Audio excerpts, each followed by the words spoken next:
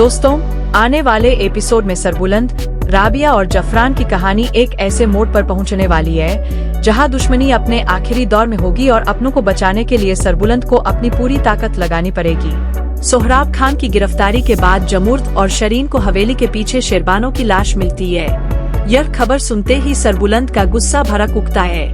वह गुलजमान को हुक्म देता है कि सोहराब खान को उसके किए की कड़ी सजा दी जाए। इसी बीच सरबुलंद को पता चलता है कि जफरान ने तोड़सम पर हमला करवा दिया है। तभी राबिया उसे बताती है कि मुदस्सिर की मौत के पीछे भी तोड़सम का हाथ था। यह सुनकर सरबुलंद के सामने दुश्मनों की साजिश की एक और कड़ी जुट जाती है। दूसरी तरफ गुलमेहर को खबर मिलती है कि जफरान अब उसे भी रास्ते से हटाने की तैयारी कर रहा है। वह फैसला करती है कि इससे पहले कि जफरान कोई नया कदम उठाए, उसे सरबुलंद का साथ देना होगा। वही राबिया के मामू और तैयब को जब पता चलता है कि राबिया का सरबुलंद से निकाह हो चुका है, तो वे तुरंत हवेली पहुंचने के लिए रवाना हो जाते हैं। इसी दौरान बीजान सरबुलंद को बताती है कि सोहराब खान ने सरदारी की लालच में अपनी ही बहन शेरबानो की जान ले ली। बीजान की बात सुनकर सरबुलंद फैसला करता है कि सोहराब खान को उसके जुर्म की ऐसी सजा मिलेगी जिसे पूरा इलाका याद रखेगा। इसके बाद सोहराब खान को सबके सामने फांसी दे दी जाती है। सोहराब खान की मौत की खबर जफरान तक पहुंचते ही वह बदले की आग में एक खतरनाक योजना बनाता है। वह राबिया के मामू और तैयब को अपने आदमियों से अगवा करवा लेता है। इसके बाद राबिया को फोन करके धमकी दी जाती है कि अगर वह अपने मामू और तैयब की जान बचाना चाहती है तो बिना सरबुलंद को बताए हवेली के पीछे पहुंच जाए।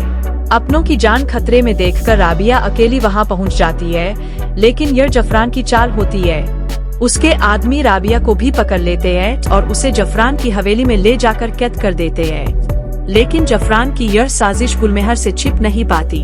वह उसकी बातचीत सुन लेती है और समझ जाती है कि जफरान राबिया को सिर्फ इसलिए इस्तेमाल कर रहा है ताकि सरबुलंद को अपने जाल में फंसा सके। गुलमेहर तुरंत सरबुलंद को सारी सच्चाई बता देती है। इसके बाद दोनों मिलकर एक खुफिया प्लान बनाते हैं। गुलमेहर जफरान की हवेली के अंदर जाकर राबिया और बाकी कैद लोगों को छुड़ाने की कोशिश करेगी, जबकि सरबुलंद अपने आदमियों के साथ बाहर से हमला करेगा। गुलमेहर किसी तरह हवेली में पहुंचती है और राबिया को आजाद कराने की कोशिश करती है, लेकिन अचानक जफरान उसे पकड़ लेता है। अब राबिया के साथ गुलमेहर भी जफरान की कैद में होती है। जफरान राबिया को धमकी देता है कि जैसे ही सरबुलंद यहाँ पहुँचेगा वह उसे भी खत्म कर देगा। लेकिन तभी सरबुलंद अपने आदमियों के साथ जफरान की हवेली पर हमला कर देता है। हवेली में चारों तरफ अफरा तफरी मच जाती है। इसी मौके का फायदा उठाकर गुलमेहर खुद को और राबिया को आजाद कर लेती है। मौका मिलते ही सरबुलंद जफरान के कमरे में पहुंच जाता है और उसे पकड़ लेता है। तभी गुलमेहर सरबुलंद को बताती है कि तोड़सम की मौत के पीछे भी जफरान का हाथ था। राबिया भी मुदस्सिर के कत्ल से जुड़ी सच्चाई उसके सामने रख देती है। यह सुनकर सरबुलंद का गुस्सा बेकाबू हो जाता है और वह जफरान को गोली मार देता है। इसके बाद जफरान को पुलिस के हवाले कर दिया जाता है। आखिरकार सरबुलंद राबिया, उसके मामू तैयब और गुलमेहर को सुरक्षित लेकर वापस हवेली लौट आता है। बीबी जान सभी को सही सलामत देखकर बेहद खुश होती है और सरबुलंद तथा राबिया के लिए वलीमे का आयोजन करती है। वलीमे के मौके पर बीजान दोनों को गले लगाकर कहती है कि अब वह जल्द ही सरबुलंद और राबिया की औलाद को अपनी आंखों से देखना चाहती है। यह सुनकर दोनों के चेहरों पर खुशी साफ नजर आती है। तो दोस्तों, क्या अब सरबुलंद और राबिया की जिंदगी में हमेशा के लिए खुशियां लौट आएंगी?